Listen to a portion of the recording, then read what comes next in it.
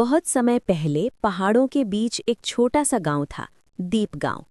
इस गांव की सबसे अजीब बात ये थी कि यहाँ के लोग कहते थे कि हर पूर्णिमा की रात तारे आसमान से उतरकर जमीन को छूते हैं, लेकिन किसी ने उन्हें कभी साफ साफ देखा नहीं था। गांव के लोग इसे भगवान का चमत्कार मानते थे। उसी गांव में अनन्या नाम की एक लड़की रहती थी। अनन्या बाकी लोगों से थोड़ी अलग थी। वो बहुत जिज्ञासु थी। उसे हमेशा लगता था कि दुनिया में हर चीज के पीछे कोई रहस्य छिपा होता है। जब भी लोग कहते रात को तारे नीचे आते हैं, तो अनन्या सोचती, अगर तारे सच में आते हैं तो कोई उन्हें देख क्यों नहीं पाता। गांव में एक बूढ़े बाबा रहते थे। लोग कहते थे कि उन्हें बहुत कुछ पता है। एक दिन अनन्या उनके पास गई और पूछ बैठी, बाबा, क्या सच में तारे जमीन पर उतरते हैं? बाबा मुस्कुराए। उन्होंने कहा, हाँ, उतरते हैं, लेकिन उन्हें वही देख सकता है जिसके दिल में लालच नहीं होता। अनन्या हैरान हो गई। लालच क्यों? बाबा बोले, क्योंकि तारे सिर्फ रोशनी नहीं होते, वे भगवान के संदेश होते हैं। कुछ दिनों बाद पूर्णिमा आई।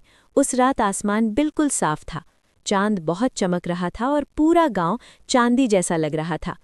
अनन्या चुपचाप घर से बाहर निकल आई। वो गांव के बाहर वाले मैदान में जाकर बैठ गई। आसमान में हजारों तारे चमक रहे थे। वो बहुत देर तक उन्हें देखती रही। अचानक उसे लगा जैसे एक तारा धीरे धीरे नीचे आ रहा है। पहले उसे लगा कि शायद वो टूटता तारा है, लेकिन वो तारा गिरा नहीं, बल्कि हवा में धीरे धीरे तैरता हुआ नीचे आने लगा। अनन्या की धड़कन तेज हो गई।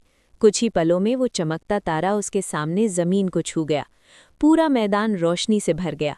जब अनन्या ने ध्यान से देखा तो वो तारा कोई पत्थर नहीं था, वो एक छोटी सी चमकती हुई रोशनी थी। उस रोशनी से एक मधुर आवाज आई, डरना मत। अनन्या कांपते हुए बोली, तुम कौन हो? रोशनी ने कहा, हम तारे हैं, हम भगवान के दूत हैं। अनन्या ने पूछा, तुम जमीन पर क्यों आते हो? रोशनी ने जवाब दिया, हम उन लोगों को देखने आते हैं जिनके दिल में सच्चाई होती है।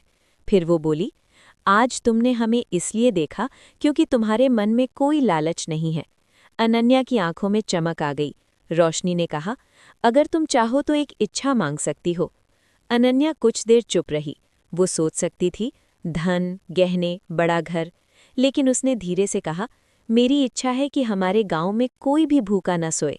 रोशनी कुछ पल के लिए शांत हो गई, फिर अचानक बहुत तेज चमकने लगी।